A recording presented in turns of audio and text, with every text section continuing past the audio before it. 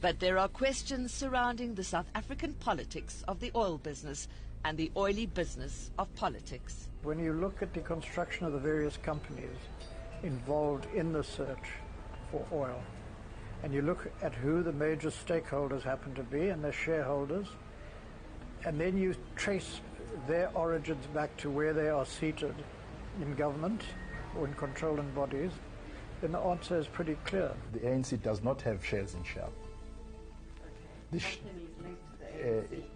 Tebe Investments Corporation owns 28% of Shell, and then the 72% is owned by Shell PLC.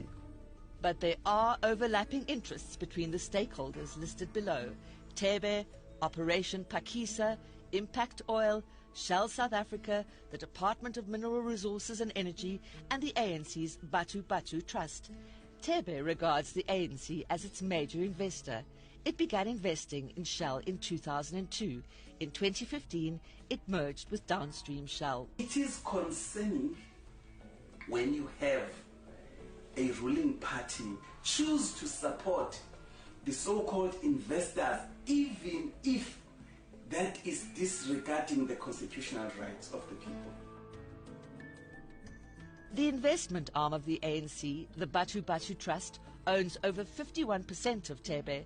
During the third quarter of the 2022 financial year, through the new Political Party Funding Act, the Batu Batu Trust was compelled to disclose its 15 million rand donation to ANC coffers. In fact, the ANC is the sole beneficiary of the Batu Batu Trust. Shell is just one incident of all of the rot that seems to permeate Southern Africa.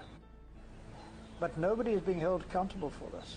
And while they're not being held accountable, everything is falling to pieces. And while this is happening, greed, which has absolutely no boundaries, is running rampant.